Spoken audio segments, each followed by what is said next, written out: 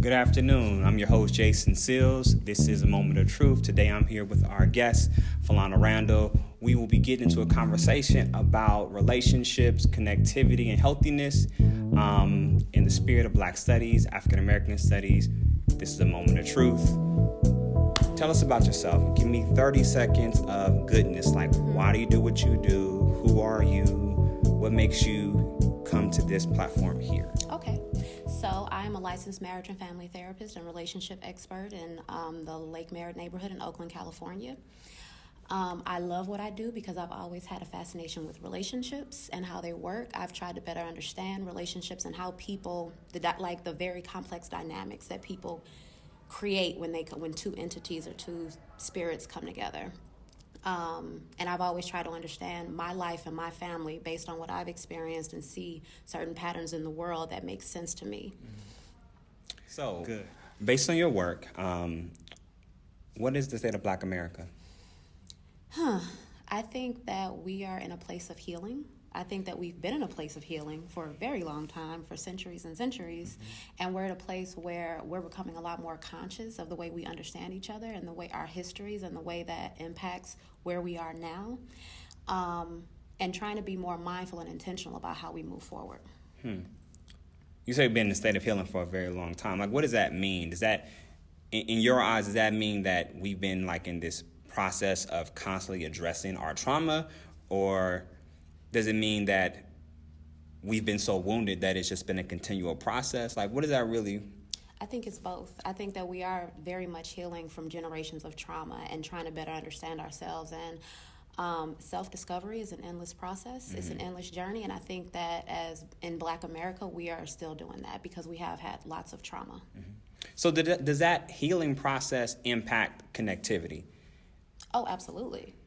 Absolutely. I think that, racism creates a stress response in the brain because it's outside of the normal way of being, the same way sexism creates a trauma response in the brain. And so if you think about our experience in America and the years that at different time periods, each generation has been experiencing and overcoming some major trauma or just some major adversity that we keep fighting this battle against.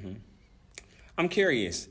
You bring up racism, and I think racism is relevant, and I think you bring up stress response, and I think understanding how racism begins to impact us physiologically is really important. And when I think about connectivity, I'm just wondering what's hindering our relationships. I don't know if it's hip-hop, I don't know if it's social media, I don't know if it's a combination of those things. I don't know if it's like, do Black men and Black women actually like each other? Like, what is happening that where we're not connecting at a high level, and not so much just even marriage, but just having healthy relationships. Like, what's happening? I think that when you ask the question, do Black men and Black women actually like each other? I think what it is that we too often tend to not prefer each other. Like what we tend to idealize, especially like what you bring up, like with culture and art, music, media, film, all of that, like art has an impact on our culture. And so like when you think about some of the things that we're exposed to with art, with culture, with film, with music, like if I listen to KBLX, I have to specifically seek out love songs.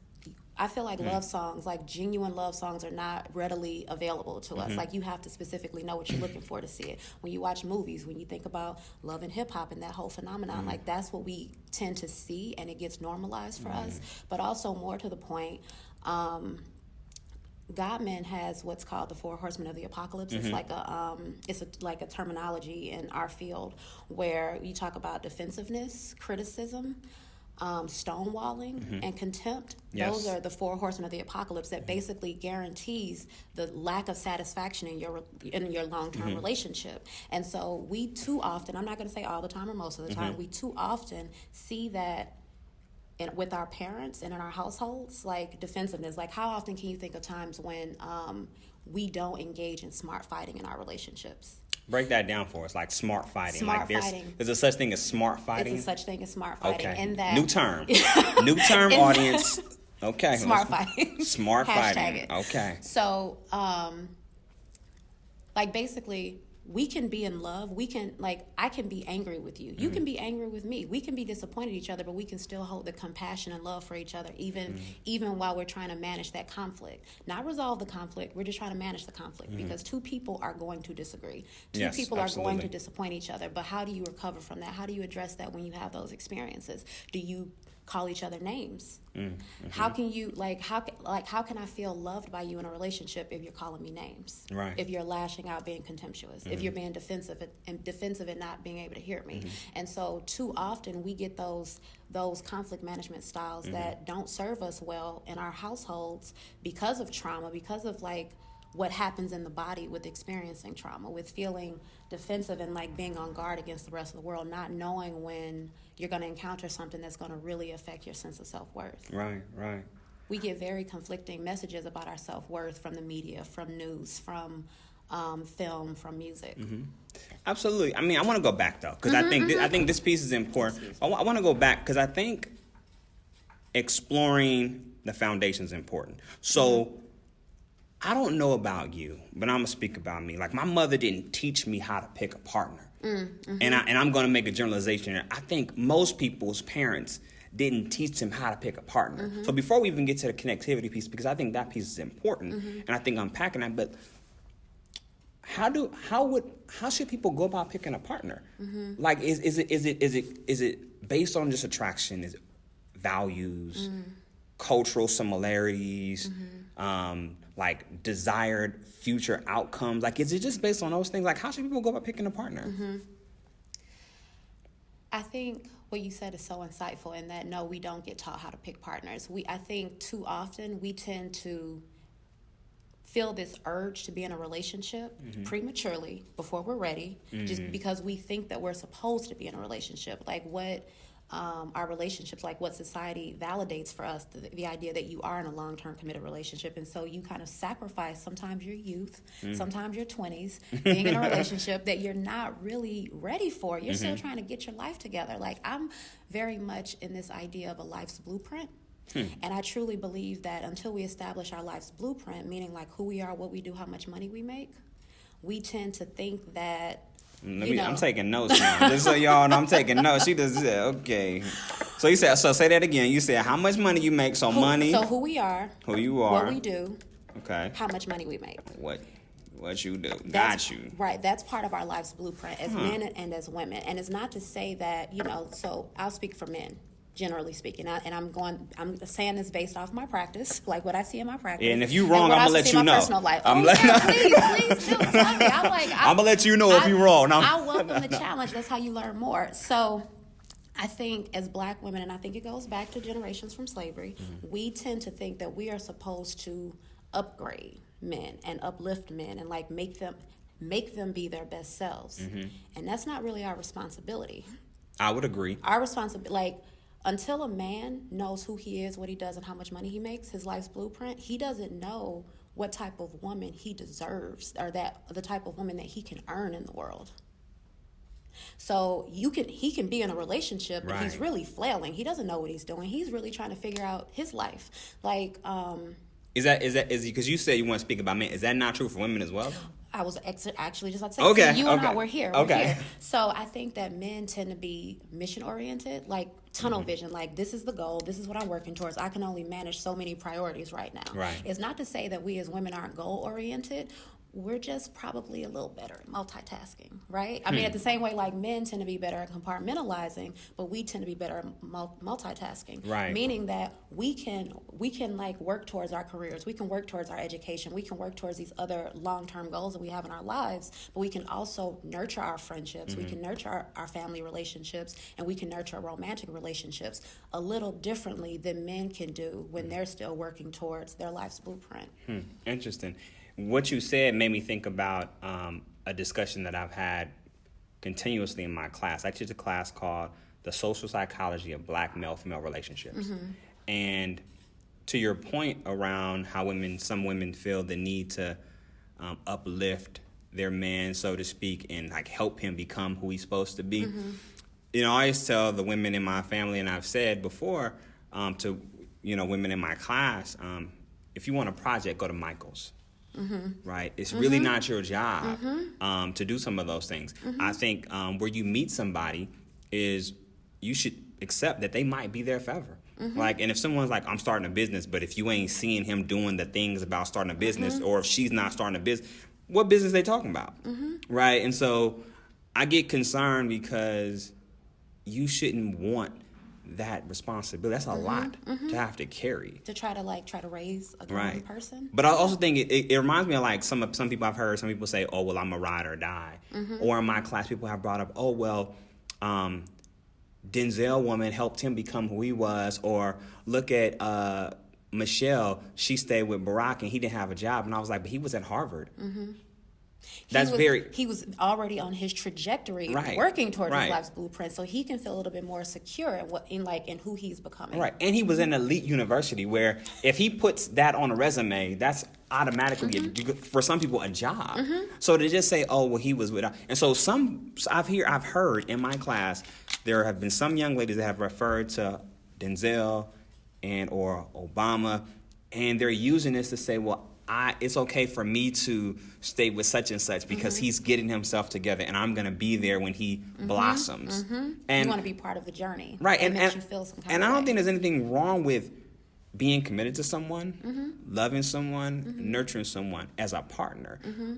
But I get concerned about being with someone that's not showing any initiative to grow or move beyond their circumstances. And so I just, that whole, that piece resonates with me, I think, so first of all, I just have to say that, Denzel, Obama, those are anomalies in the world, obviously, Absolutely. right? There's only one Denzel. These are extraordinary people, right? But also, I think, like what you said, like the ride or die and all that, like that narrative gets so glorified for us. Like, we internalize that, and as women, and I don't know that this is something specific to Black women, I think this is women in general, too often we get stuck on the maybe. We get very addicted to the maybe, the fantasy of like, we envision this future and this plan for this person, and we want to be a part of that. We see the potential, and we just want to do everything that we can do to pull this person up when, like you said, it's not our responsibility. It's the same repulsion that I feel when I hear songs like Save This Woman. Like, you don't need to save her.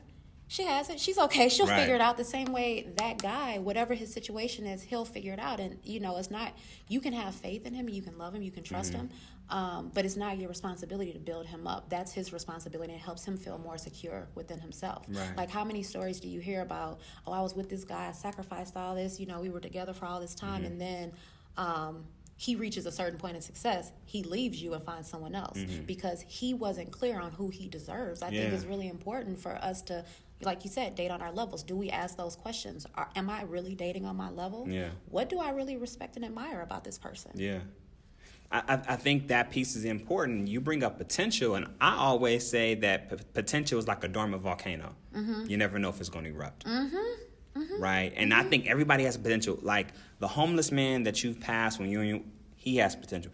Everyone has potential. So for me, like banking on some potential might not be a good idea in the sense of, oh, this is a valuable person that should be my partner. I think we can love anybody, we could value people, but to say that person should be your partner, for what reason is the question. And that goes to me around, picking a partner and connectivity. Like, where are you at?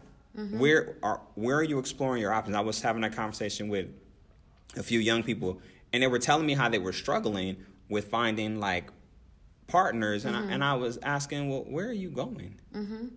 Like, is it Location, is it a kickback? Location. If it's a kickback, you should know, okay, who's coming to that kickback? If it's a club, who coming to the club? Why they coming to the club? Like, you have to ask yourself some questions.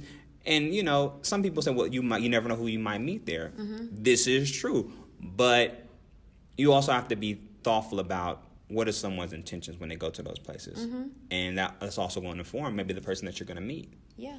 I think that's really important. Location. Like, when you think about, like, where do people think they go? Like, where do people plan to meet people? They usually go to bars, they usually go to nightclubs and that sort of thing. But like you said, what are people's intentions when they go there? I think the world is a hunting ground. You can meet anyone, anywhere. It doesn't have to be on social media. It doesn't have to be online. It doesn't necessarily have to be on dating apps. Like those platforms just offer more opportunities to meet people, but it doesn't necessarily need to be like, this is what we're doing, because if I have my head down like this, I can't see what's look what's going on over there.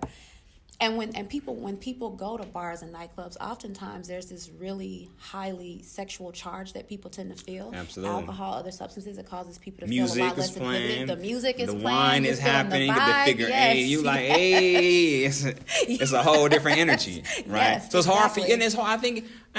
I think there's nothing wrong with that if you understand that's what's happening in that environment. I think when you go looking for, I'm going to look for a potential like mate in that environment, that becomes problematic, right? So I think, just knowing what you're doing, I think I find it so interesting. I remember one time, this is so random, I was out with some friends and I saw people going into a club and I was just kind of watching like what the women were wearing. And I was like, who was at the house with her and said, girl, put that on?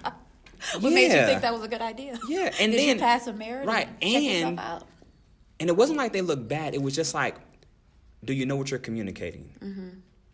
Because you could be extremely beautiful and have the body for it or whatever, but it's like, do you know what you're communicating? Right? And then, then you get into this conversation around, I should be able to wear what I want to wear. True. A lot of things should be. Right? I should be able to be black in America and not feel threatened when I get in my car. So I just think it's important for us to people be mindful of the message they're sending in these environments when they're saying, I'm going to have a good time. But I think in the context of dating, trying to identify a partner that's on your level, I think these are things that people have to explore further. I think that clothing is self-expression, and obviously, a person can wear whatever they want to wear. Absolutely. I mean, and the harsh reality is that certain things invite a certain type of attention when you're in certain environments, and like clothing is art, it's self-expression, it's it's culture, and again, that influences us the same way we influence culture, right? And Chris Rock had a joke.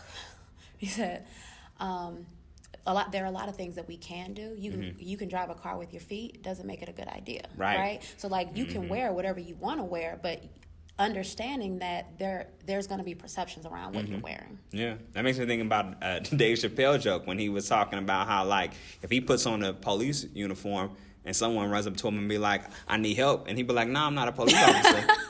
You're like, you're gonna be confused. So he's like, if a woman dresses a certain way and you be like, and I come at her based in how I perceive what she's wearing, and I'm wrong,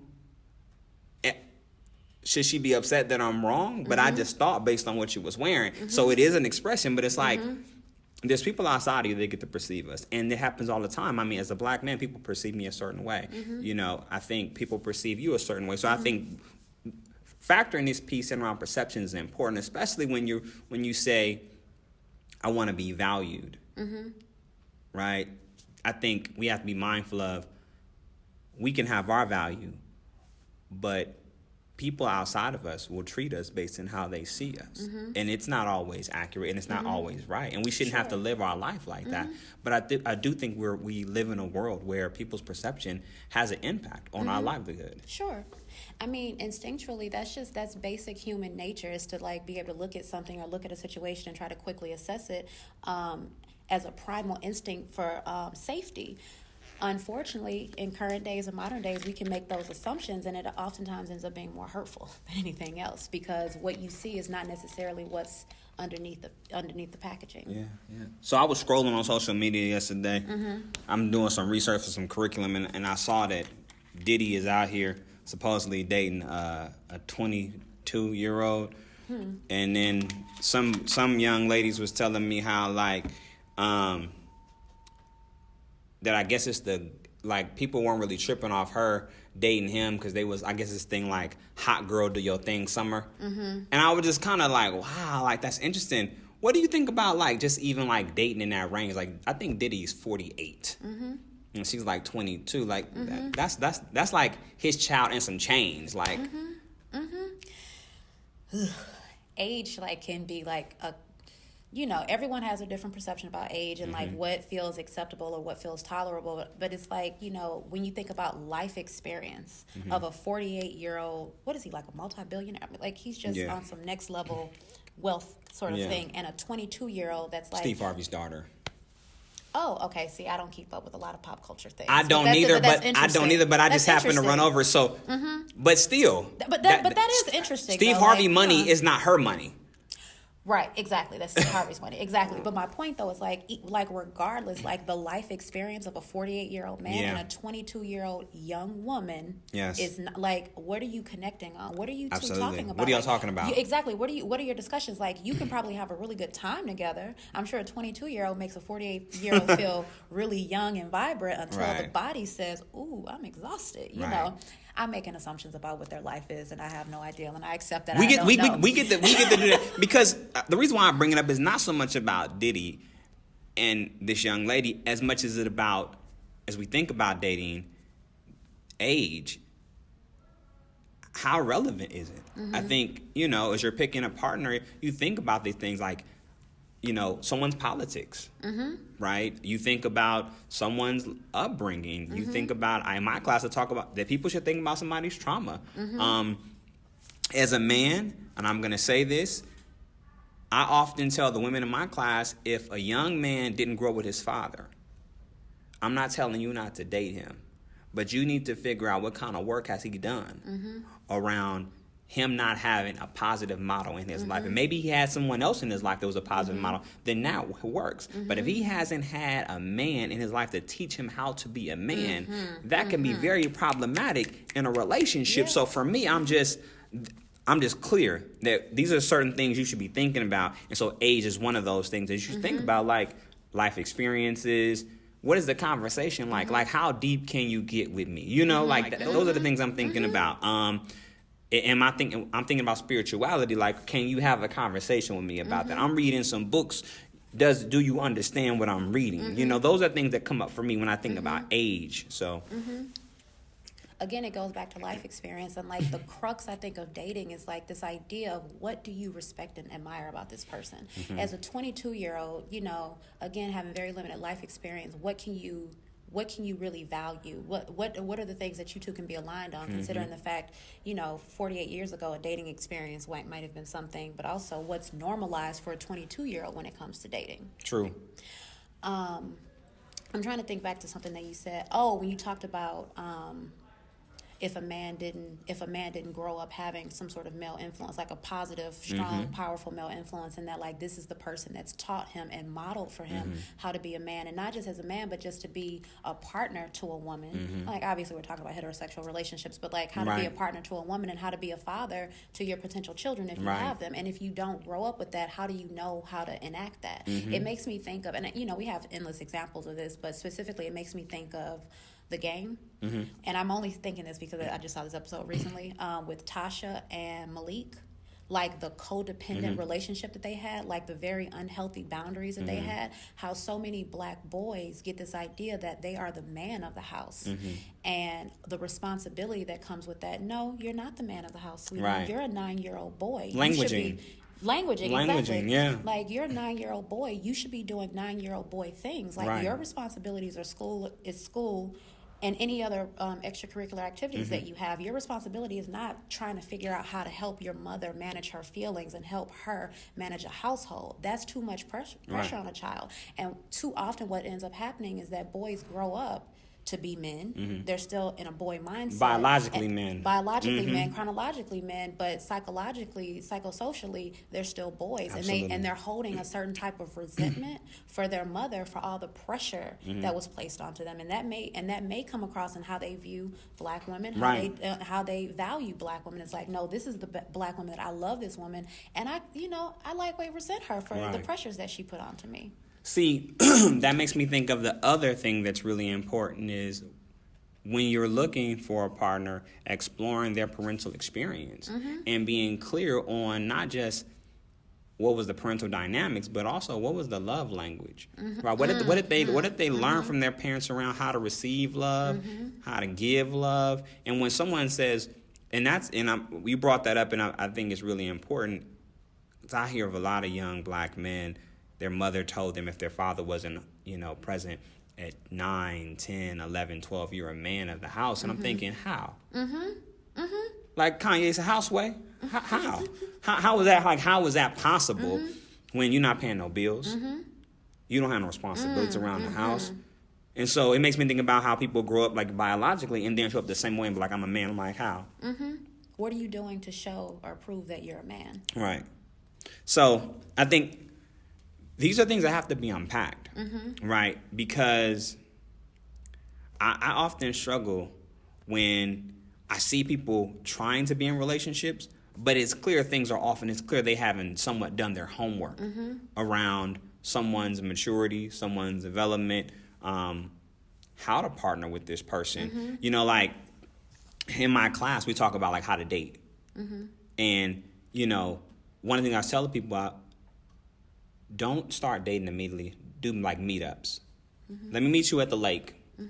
Right? And we could just walk and talk for a minute. Like I don't need to spend money on you, and you don't need to spend your money, so we can get to know each other, and we don't even know if we even like each other yet.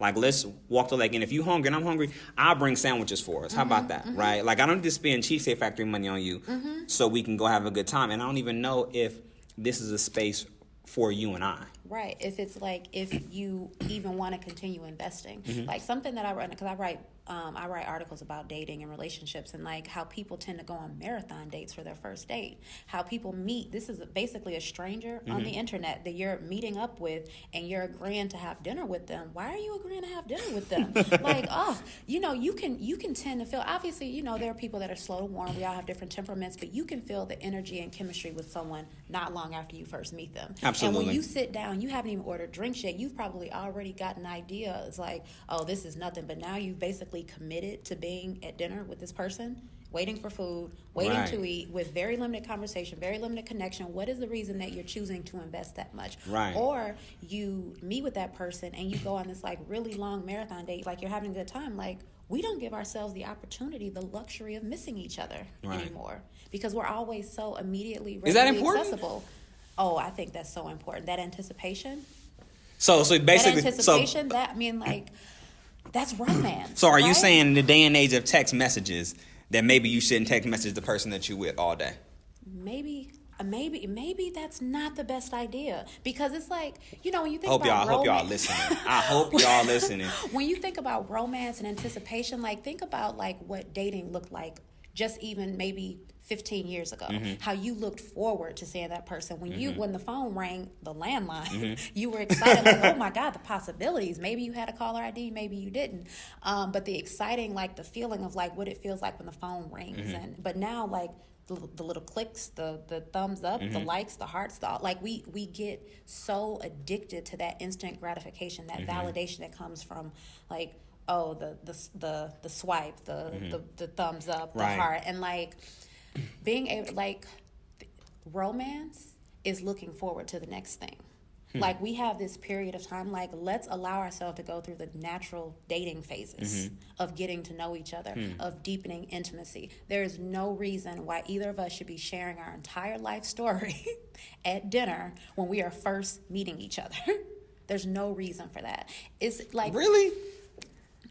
I don't think so. I think intimacy and trust is earned, and intimacy is risky, right? But don't you think that you should put certain things on the table not to waste time? So, for instance, like if a person has a child, I think that person, you should tell a person as early as possible so they can know that, hey, you know what? That's cool. I'm glad you got a child. I sign up for that.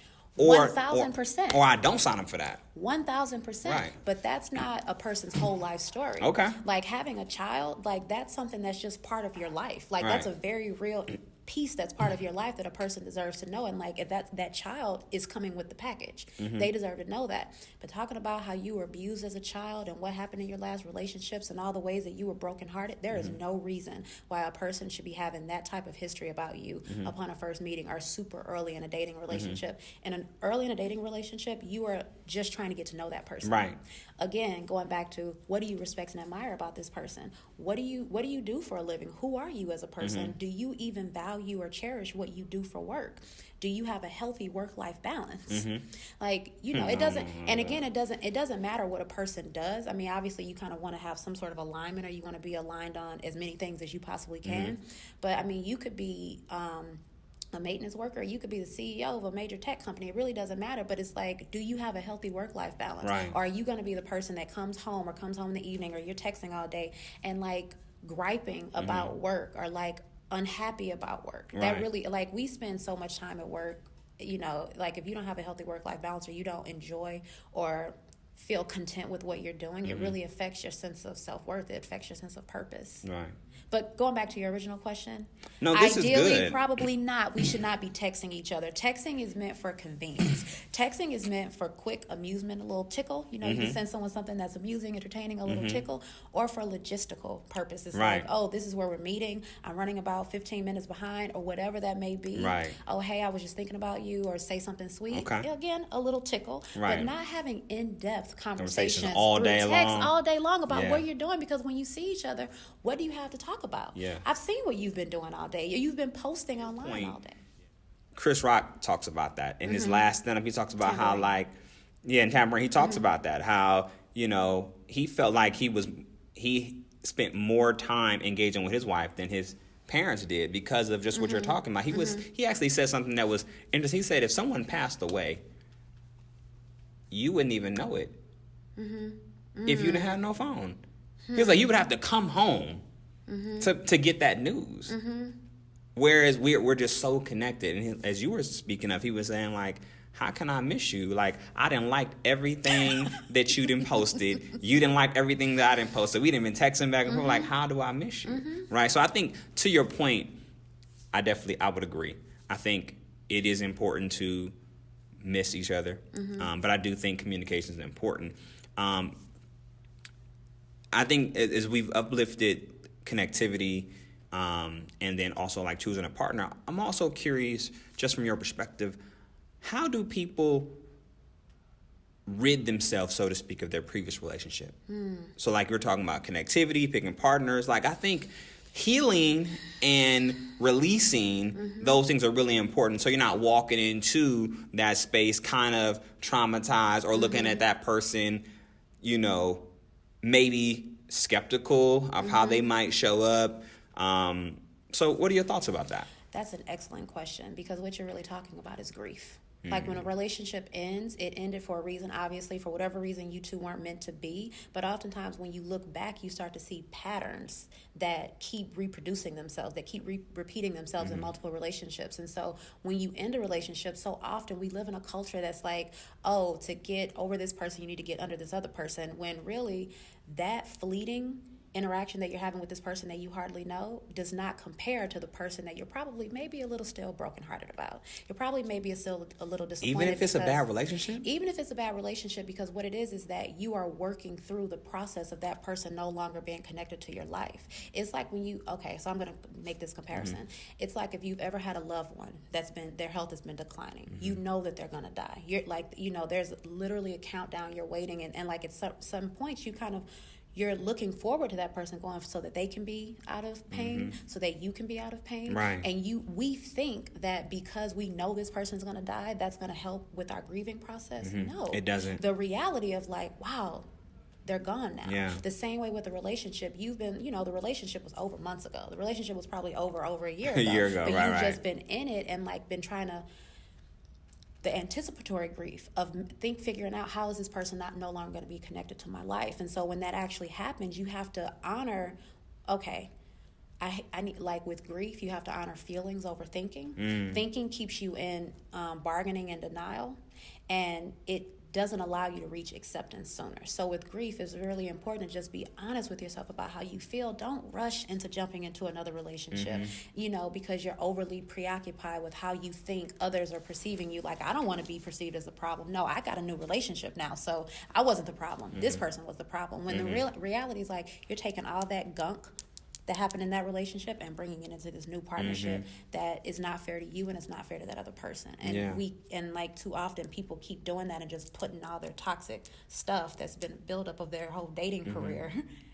in their newer relationships. And then just this last part. And then once you have felt like you reach a different part of acceptance, part of that is doing a relationship inventory.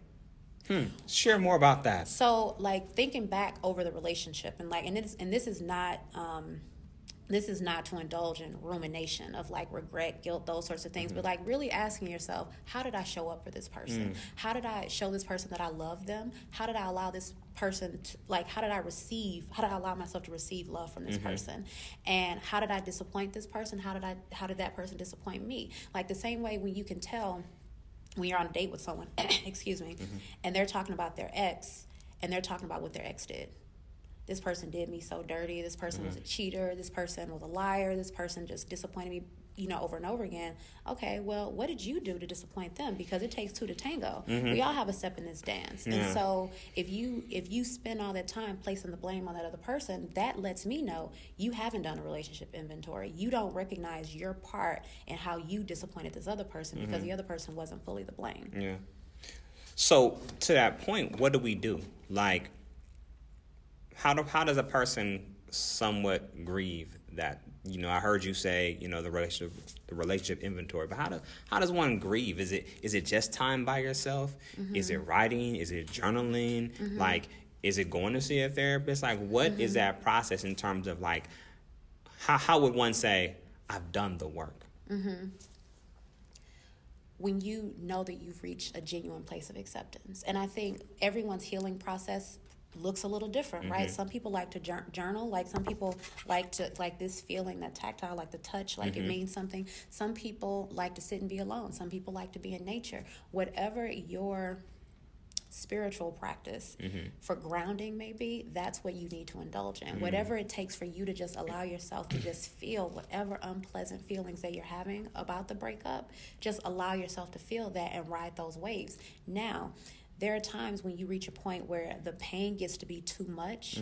You, your family, your friends recognize, okay, this isn't healing. Like, you can tell when a person's like, okay, you seem to be just a little stuck in these feelings. Right. That's when it's time to reach out for some support. But also, when you are going through a breakup, your friends, your closest loved ones, like your peer group. And when I say peer group, I don't mean like the people who are you're like of similar age. I mean of people who are like of your similar lifestyle. Gotcha. So like if you're unattached with no children, your peer group are people, your peer group are other people that are unattached with no children. If you're married, you tend to want to be around other married people. When you have children, you tend to want to come together and be around people that have children. And so when you're going through a breakup, relying on those relationships that are safe and secure, that can help you to feel validated and can help you to be reminded of who you are. Because when you break up, all of us, like when you have a breakup, your ego, your sense of self-worth takes a hit. And so you anxiously start flailing to try, oftentimes, not all the time, oftentimes. No, I mean, I'm only looking, I only, kind of pondered that because it just made me, I was just doing some self-reflecting. I can't say that, I've articulated that my ego felt hurt, right? Well, that's a lot of vulnerability to be able to say that, right? Right, but I'm just saying even to myself, like I'm just, and so, yeah, I mean, it makes me think about, some years ago, I was in a relationship and my mentee was shot and killed. He was shot and killed, and during that similar time, my uncle had passed away, and then I lost that relationship. And I remember coming across a book written by Stephen Audubon, and he was talking about something similar to what you're talking about, how when you're grieving, he said it's important to have a laugh partner, someone that's going to help you laugh. He said that it's important that you have, someone that's going to be a non-judgmental ear. He spoke about having someone in your life that just knows you, and they can still see you even when you can't see yourself. He talked about having some type of ritual that supports your grieving. And then he also talked about maybe some type of self-help book or some type of affirmations. And it's a really, really powerful book. It helped me because I used to, during that time period, I used to wake up having panic attacks.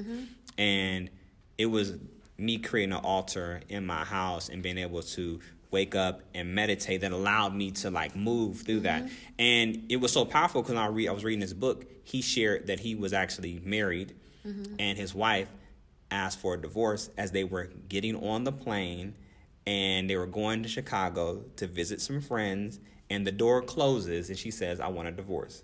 So he had to sit on the plane with her. And then when they got off the plane, they were supposed to meet friends for dinner, and he had to sit through that. And the whole book is about him working through it. And so when you bring up this idea of grief and even thinking about like how the ego takes a hit, it just made me think about that and how I think it's so important we spend time really addressing ourselves and what we need. And I'm not sure, I think that might be something that we might need to practice as a community, because even when I think about, I'm not sure we know how to grieve properly. So I think about some of the young people I work with, not even in the context of relationships, but I see them walking around with hoodies with someone that passed away, or, you know, a placard with someone that passed away. And we build altars, but I'm not sure we spend time really sitting with those emotions and really exploring what has happened within myself because of this loss. Because that requires some significant vulnerability. That requires some significant self-understanding and insight. That vulnerability doesn't get expressed or modeled enough, right? Yeah. There could always be more, and we tend to not know how to express vulnerability with other people or with ourselves. And grief. Do women experience that too? Because as a man, I think, yeah, most definitely. I know that I've learned to be more vulnerable, and I thought I was vulnerable growing up in a household with my mother and other women in my family. But, you know, being in relationships with women, I've learned that there's another level of vulnerability that I can reach. And just thinking about some of the men that are in my life and men that I've encountered, I think this is something we struggle with. And so I'm just curious, do women struggle with being vulnerable with themselves, like in the midst of some of those things around grief as well? Absolutely.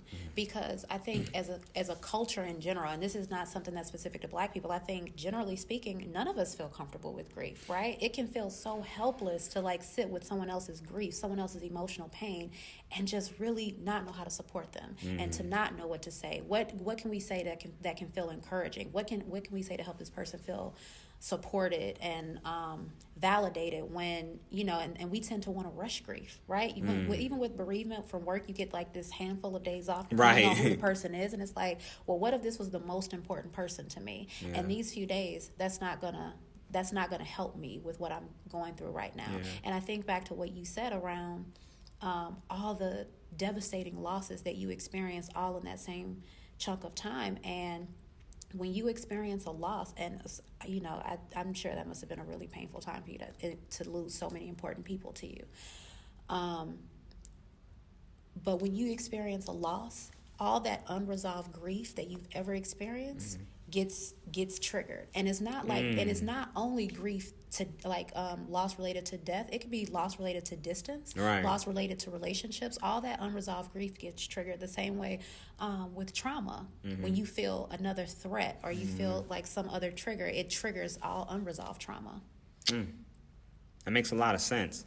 It makes a lot of sense, and I think even when with grief and how we deal with it, I think this environment has cultivated how we deal with grief. So I spent some time in Eritrea, and there was a woman that I was visiting there, and she had lost, I believe, her uncle. And in the tradition there, like, she was able to, like, they wear the same clothes. So it lets you know, oh, this person's still grieving, right? So you don't have to kind of guess, right? But she also was able to be at home. She was also able to, because she was wearing the same, people were able to like, oh, she's still grieving. Let me support her. And I remember when this happened, this is almost like 11 years ago now. I was working here, and he was actually one of my former students here. And I remember coming to work like the next day and just being like, I'm good. Like, yeah, it hurt, but I'm good. And it didn't hit me into the summer. And like that I was like, oh, no, I'm not good. When you had a little bit more bandwidth to Right. really check Right. in with yourself, like okay, nah, like I'm not grading papers, I'm not reading papers, like Right. I'm just like, you can really be mindful of what's happening for you. And I think for Black people in generally, we tend to over rely on like numbing, and we get desensitized. Like oftentimes, like if I'm being honest, a lot of the people I work with in Oakland tend to have a chronic post-traumatic stress disorder diagnosis. You know, not everyone, but the amount of painful, sudden, tragic, violent death that people tend to get exposed to, that has a chronic trauma response. Wow. And like something that you said is that, you know, something that is very like very consistent, no matter what culture you're in. Every culture has some ritual related to death and loss, because it's such, like when you get, like a person is part of your life and now they're just Right. not a part of your life anymore. And again, that could be loss to death, distance, relationships, whatever it may be. Right. But understanding that this person is no longer part of my life. You can't call this person. You can't text this person. You can't see what this person is posting anymore to Right. feel connected to that person. You can't just sit and laugh with that person. Right. And like, it makes me also think of something that you said about the hearty laugh and how each of us should be having that all day. And with grief, that's so important, because with grief, people tend to forget to laugh.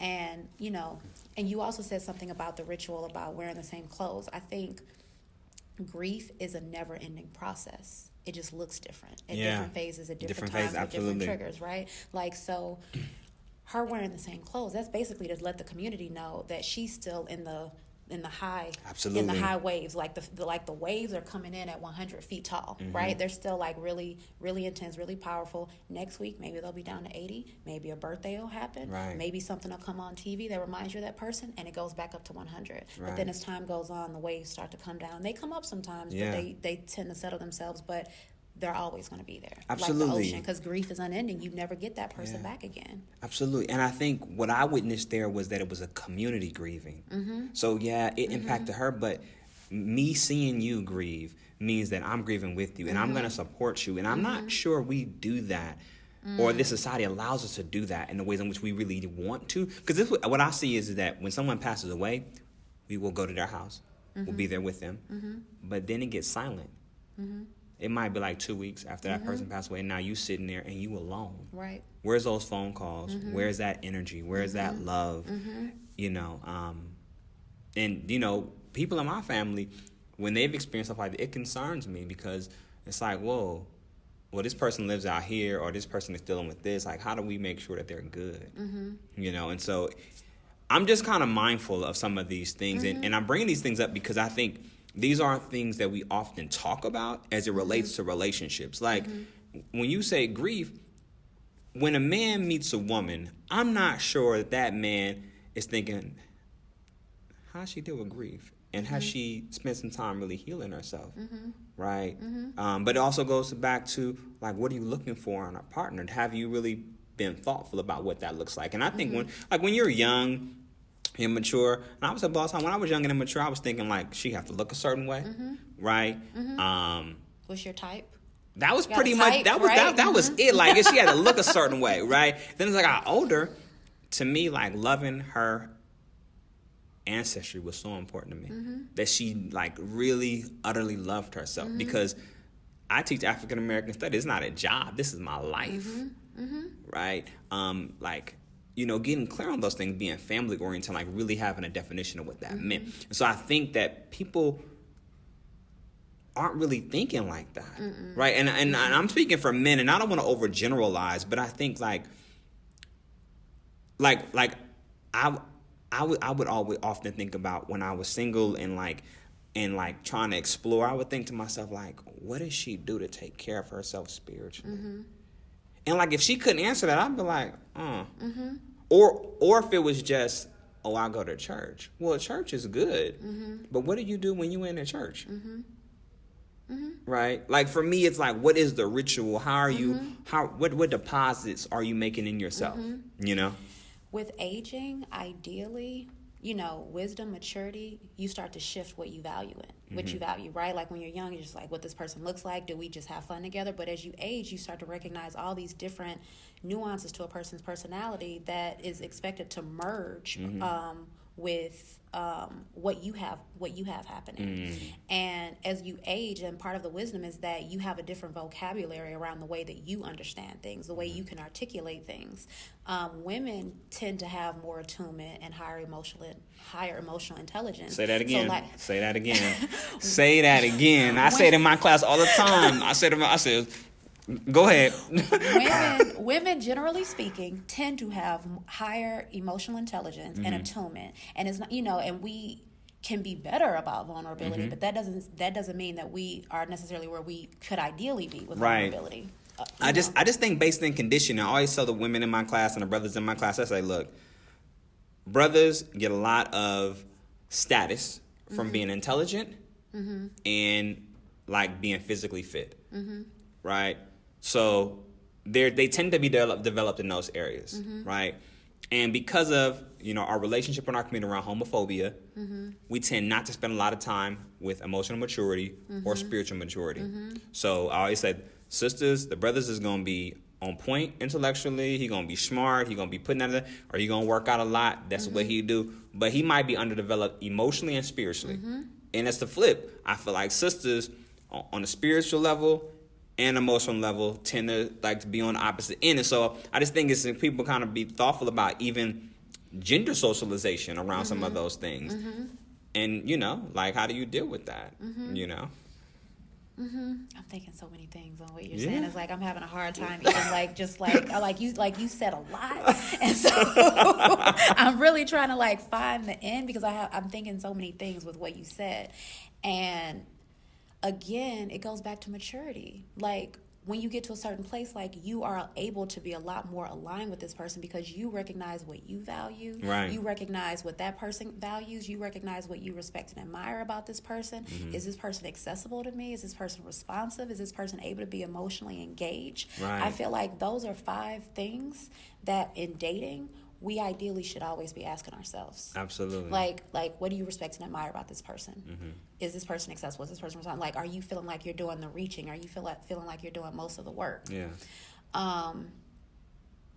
And unfortunately, you don't know that in your 20s because in your 20s, you're just having life experience, right? So when you think about these couples that have been together since they were in high school, since they were in college, that sounds adorable and that sounds incredibly sweet, but I'm like, are you continuing to grow together? Because you're trying to deal with the growth that you're experiencing while you're also witnessing and experiencing the growth that this person is experiencing and how that relates to what we're doing as a couple and how we're progressing or evolving. Yeah.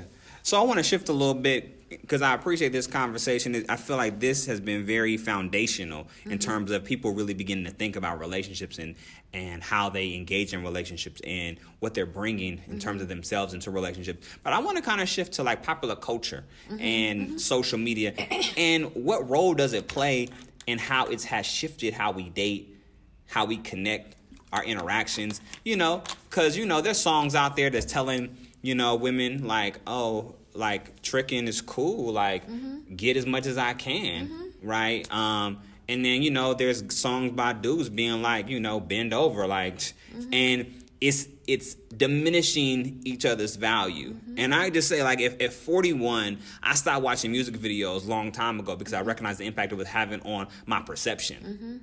Right. And so I'm just curious, just in your opinion, and even in your work and what you've seen, how has those things impacted, our relationships? Well, I think that, like you said, we tend to devalue each other. We tend to perpetuate what we see in culture and what we see in art and think that that's normalized and think that that's the ideal, the ideal standard of what we should be having. I remember when exotic dancers and that culture became this really big explosion. You saw it in all the music videos, you heard it in all the songs, and it creates this very transactional way of interacting or with dating relationships. It's dating is not transactional. Dating is not quid pro quo. You show up in a partnership like a team. Man, that's a T-shirt right there. I mean, what you just said, that's like a PSA right there. I love that. It's not a transaction. Right, no, it's not transactional. Relationships aren't quid pro quo. When Katie was out, everyone else stepped up.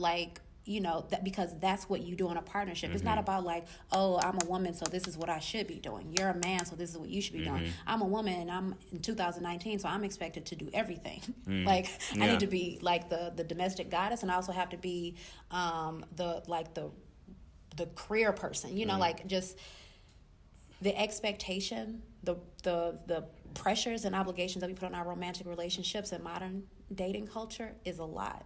It's a lot.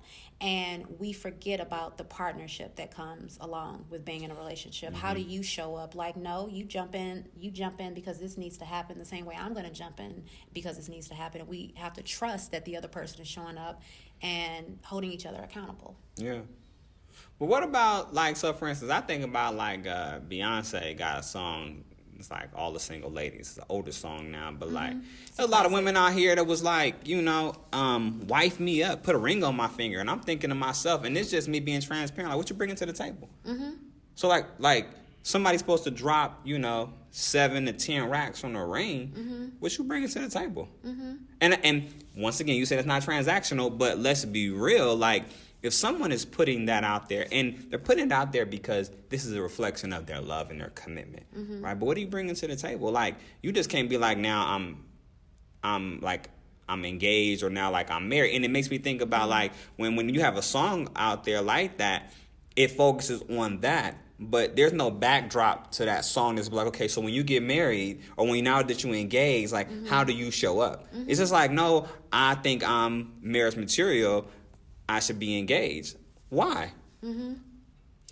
Again, it goes back to we end up in relationships prematurely, without always knowing what's involved or what's necessary, what's expected of us as partners, because we are in relationships because we think that we're supposed to be in relationships. Society tells us. You look at Facebook, you look at Instagram, you see the happy families and the happy couples. That's what my life should be. No, maybe your life should be exactly what it is because you still have some healing to do.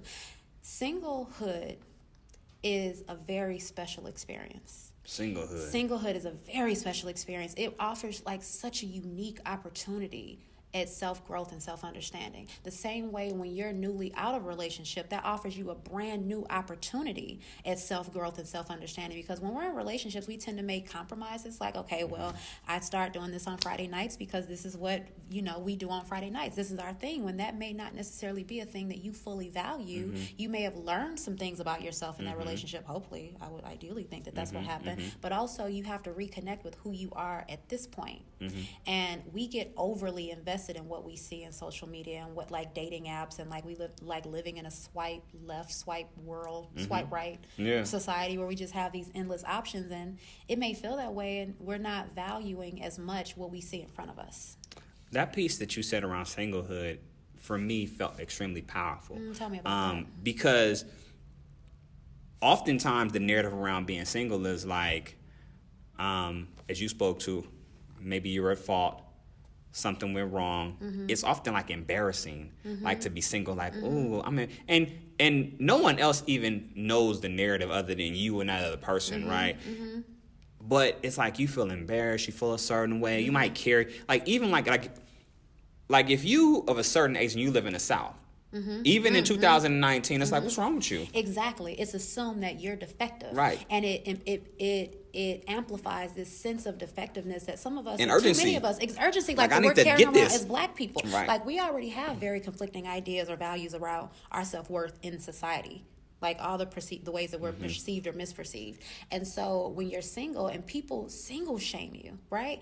For men, she offering a whole bunch of new words up here today. Single shaming, singlehood, you know what I'm saying? Well, because this is my, like I said, this is why I love what I do, because I get so stimulated by this. I'm genuinely amused and activated by this work. But men don't get it in the same way that women get. Like when you come to a party, when you're in a social setting and people, like, oh, you're single, where's your partner? You can't come to a baby shower as a woman and not have a partner, because everyone's going to be up in your face like, oh, well, are you dating? Are you seeing anyone right now? They're like, when you're single, that's the number one question you get asked. Are you seeing anyone right now? Why is that though? Because we are conditioned to believe that we are supposed to be attached. But we are supposed to be. So are you saying we're not supposed to be in relationships? Well, no. I think human nature, instinctually, think biologically, yeah, we are supposed to be attached, because the same way that animals group together in nature is for safety and for security. As humans, adult romantic attachment, that's a similar thing. It helps you to feel safer and secure. That's going back to when you have a breakup, it feels like a knock to the ego, not just because of all the ways that you're second guessing yourself and the self-doubt that creeps in, but all the ways that the world is also, so what happened? What'd you do? Right. What'd you do to break her heart? What did you do to upset him? Like, something must be wrong with you.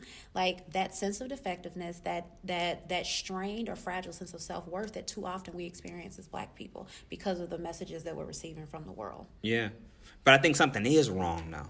Like, if there were, but I think how people perceive what took place might be different than what actually happened. When two people break up, something is wrong. Sure. It doesn't mean you're defective. It could actually mean that y'all two together just don't work. Well, probably not. That probably really was the case. Right. And some people, again, have toxic dating patterns that they just reproduce in different relationships. Like, when you think back to patterns, it's like, well, actually, like, I thought this person was so different, but it turns out over time, they ended up being very similar to your ex, very similar to a parent, or very similar to a sibling that you had, or the interaction or the dynamic that you have with that sibling or that parent. And it's just this thing that keeps reproducing itself, because, again, going back to earlier life experiences and earlier life trauma, attachment traumas are similar.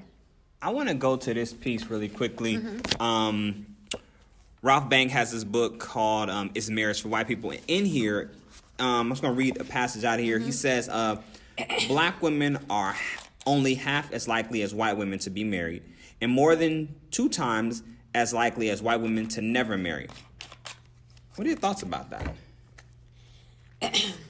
Well, the first thing that washes over me is sadness and the hopelessness that kind of sits in when you hear numbers like that. And then, excuse me, how, like, the feeling of when you think about how that's amplified. I remember I had an experience, and this is, just a random experience, but this is not long after I relocated here, and I had, I was still establishing my community. But I remember being in a bar with some really good friends and extended friendships, and it's a very mixed group. But what I noticed was that I'm sitting here and I'm talking to these women, these Black women, about how hard it is to find a partner, how hard it is to find a Black man. And, they're single, they're devastated about being single, the despair, the hopelessness that goes along with single, they're trying to give up, they're starting to feel jaded and cynical. And there are Black men that are part of our group, but they're each attached to someone that's non-Black. And I don't think there's anything wrong with interracial dating. I think, part of it helps the world grow and evolve. Oh, you don't think nothing wrong with that? Well, some of my students will argue with you. I've had students in my class over the years that have said interracial dating is a problem in Black America. And what I've said is that, let's look at statistics, right? So interracial dating is extremely high. What isn't high is interracial marriage. So for me, it almost sounds like it was some stuff that you did in your life. Like, this one time I went to a party and then I had some and maybe I dated a Black man, right? Rather than it being like, this is somebody I genuinely find value in, I want to connect with and build a relationship with. Rutgers put out these statistics that, like, it was a high number, I believe it was like 80% of white women fantasize about having some type of sexual interaction with a Black man. So when I start hearing these things and reading these things, it makes me think about, foundationally, what's informing interracial dating, right? Well, it goes back to the question that we talked about before. You said, do Black men and Black women like each other? And I think we sometimes don't prefer each other. And that's hurtful. It's hard like, to hear. That's hurtful, that's right? So hard like, to hear what when you say that. What's being communicated about the men or women in your life that you were raised to value and respect, and what's the reason that you can't, or it's hard to recreate that in a romantic relationship? What feels strained, what feels broken. And, like, when I say there's nothing wrong with it, what I mean is that I think any of us are free to love who we love. I think, and if it really is genuine love, or you're just having an experience, whatever it is, you're just exploring your life, you're exploring your boundaries, your limits, what your experiences. But when you're specifically seeking out, like, oh, I only date this type of Right. group, and it just so happens to not be part of the group that you're in, like, being open to whoever is one thing, but specifically saying, oh, I'm specifically going to seek out white women. I'm specifically Right. going to seek out brown men, or whatever, you know, whatever the case may Yeah. be. It's hurtful, and it's It sad. is. And I think, again, we're conditioned as women to aspire to marriage.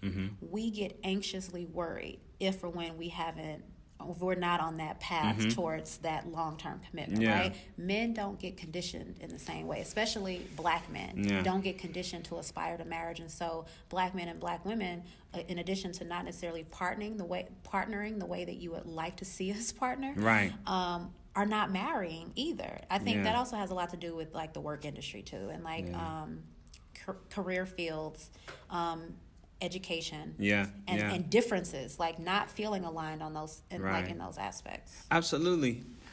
I teach a class here called The Black Family. And at the end of the class, everyone does a presentation. So this one summer I was teaching, all of the students were people of African ancestry. There was one young man there that was Chinese. He does a presentation. And he does a presentation on why black people should only marry black people. Interesting. And what he says is that what he doesn't understand is why black people choose to date out of their race. And he said, this is not about racism or being racist. He says, in my culture, the way that we grow our culture is to be with our own. It doesn't mean that we don't like other people. We just want to grow our culture. And I was like, right. Just want to grow the culture. Because see, this is the thing, like when you talk about like race and ethnicity in America, people so often say black and white, black and white, black and white, black Right. and white. Meanwhile, there are all these other groups, and so these other groups or other cultures or other ethnicities, they come from collectivist societies. Like even thinking back to the woman that you were talking about in her community, like those groups are more collectivistic. We tend to be more individualistic. Absolutely. And we tend to try to align with dominant culture, aka white people, Right. or And that's not popular even our culture. It's not our culture. Right. We're conditioned to like want to be like dominant culture in certain ways, but no, let's try to hold this back. And I think like we get so conflicted and so confused about what it is that we do value. Yeah. And I think, you know, there are lots of white people that date all sorts of or marry all sorts of other races, but I think as black people being a large or dominant minority, we tend to be the group that we really don't do that. Yeah. We're not necessarily trying to build our culture. Like Right. we're just like, oh, I'm just living life, and however I may feel validated to know that this person from this group accepts me. Because what is Right. romantic love besides like the ultimate acceptance, the ultimate validation? Absolutely. Like I want to be with you and I want to reproduce and create a family with you. Like that is Right. the ultimate. Like I accept you and appreciate you for who you are, and I don't want Absolutely. to make you anything other than what you are. And too often we don't value that the same way. I will say this though. You've said this twice, and I around that we don't prefer each other. No, we too often tend to not Right. prefer each other. Right. And so just in my observation, it's only as of recently have I seen more sisters dating white men. So in Oakland right now, gentrification is real. Oh, Right. so real. It's It's real. And so I have seen more of my sisters, and I mean beautiful sisters, with these white men. Some of them look like Forrest Gump or whatever the case might be. But I know that when I see that, we got to take responsibility. We as black men have to take responsibility, whether it's dad, uncle, romantic, whatever. We have to take responsibility. But I say all that to say, the preference piece, I feel like for black men, I've seen that for a very long time. Like what exactly? What do you mean? Preferring Others. And when I say a very long time, I'm talking about in my lifetime, right? And so someone else that's might over 50, they might see something different. But I'm saying in my lifetime, I've always seen black men preferring, except when I was going to an historically black college, of course, there was nobody else, right? And so that's who I felt like people preferred. But when I came back to California, I was at San Jose State. I saw brothers across the board. And so just kind of being mindful of that. And so like I say, I've only seen sisters in maybe like since this whole, maybe like last 10 years. And I think people get to choose whoever they want to be with. I want to be clear on that. You know, love is love. I've had a long conversation with one of my friends, and she was saying how I shouldn't feel any way about it because this woman feels loved. And I was like, no doubt. And I just had to sit with it because she deserves love. But I think there's a part of me that thinks bigger than just her individually. I think about the community. So like I have a son. When I think about my son, like his mother and I aren't together. However, it is so important for him to see me loving his mom. To show her grace. To show her love. He needs to see that. Create space for that. Because that's teaching him how to love. And he needs to see me loving a black woman romantically. Right? That's the only way he's going to say, oh, I want to be like my dad. He already says, I want to be a teacher. And I'm like, you can be whatever you want. He comes to this classroom. He's already writing on the board. He wants to be a teacher. That's great, whatever. It makes me feel good. But if he wants to be something else, I'm not opposed to it. But I know that he's watching me. That's what it says to me. Right? And he's watching everything. Right. Well, it's called then taught. Right. So that to me becomes something that's really important. So I'm thinking about the larger picture. Like, yes, individually we get to make choices.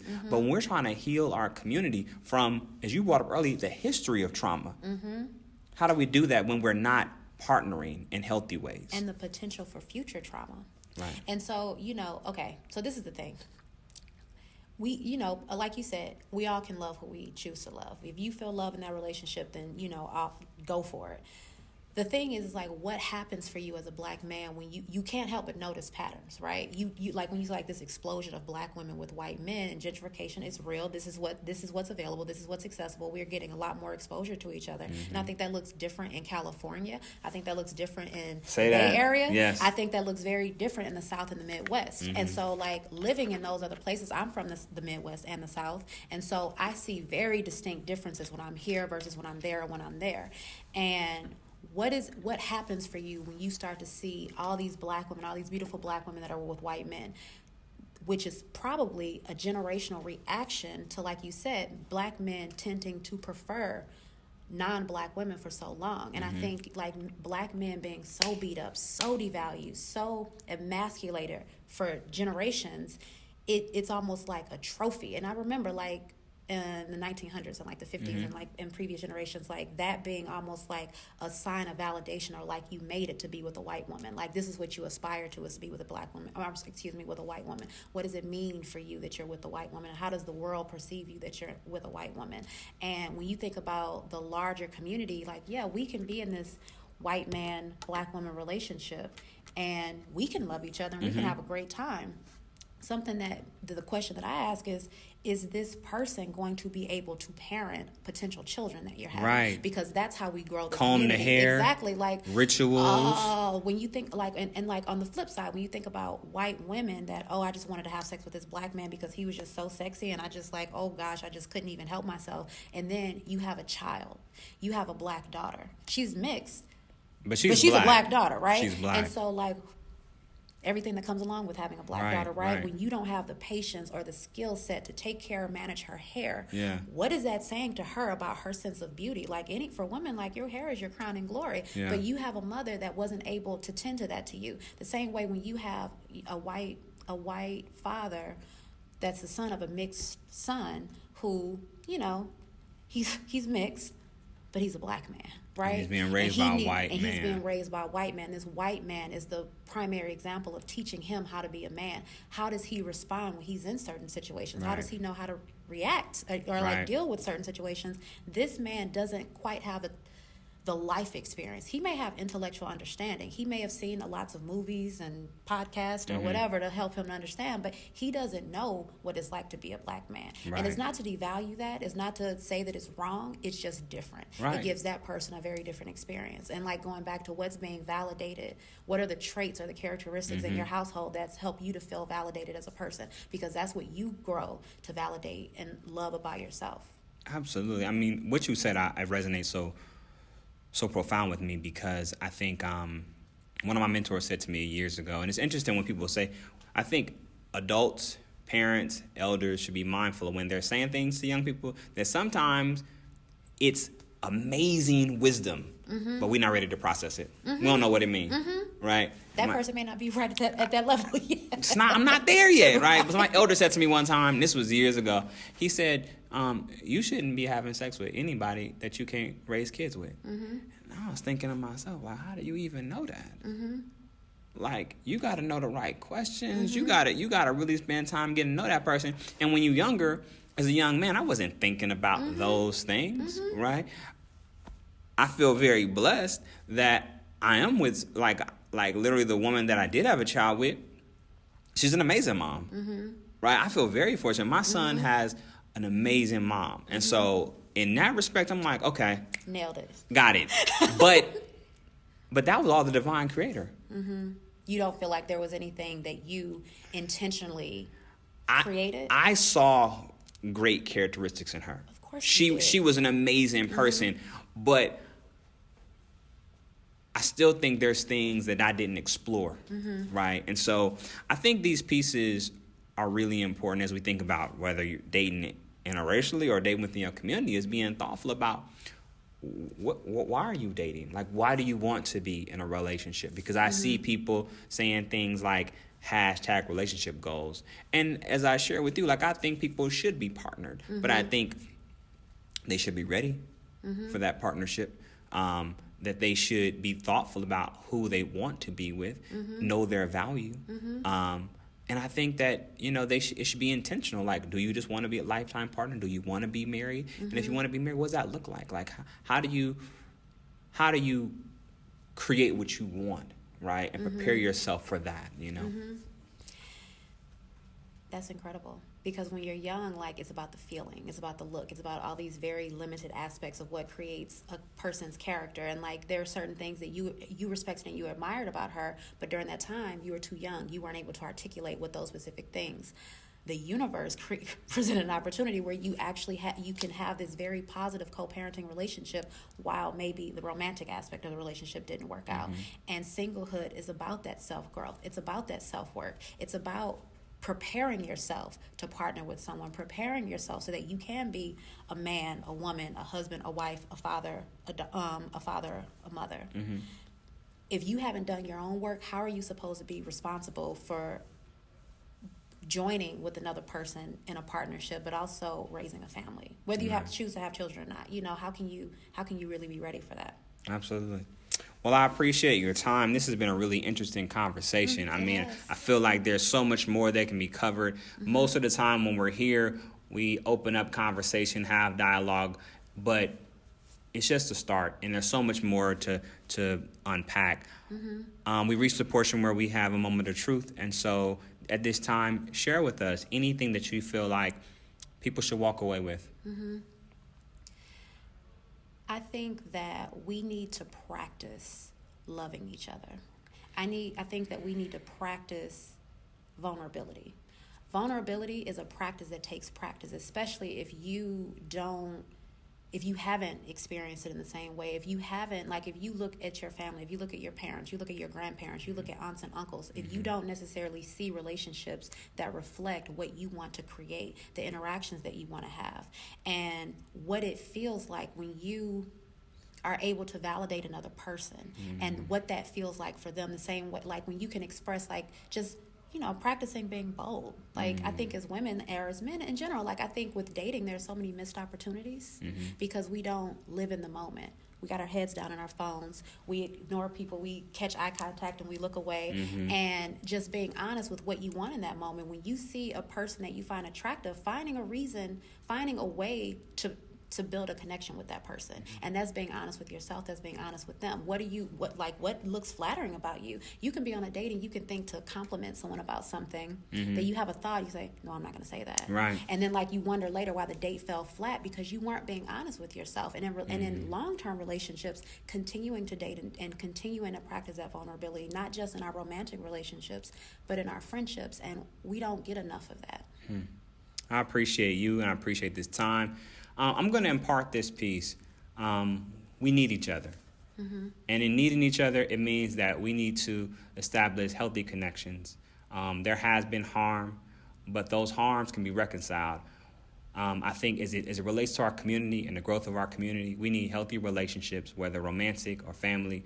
And so take some time to really begin to think about what do you need in terms of your healing and how you could show up differently in your relationships, in your family, and in the community. This is a moment of truth. Peace.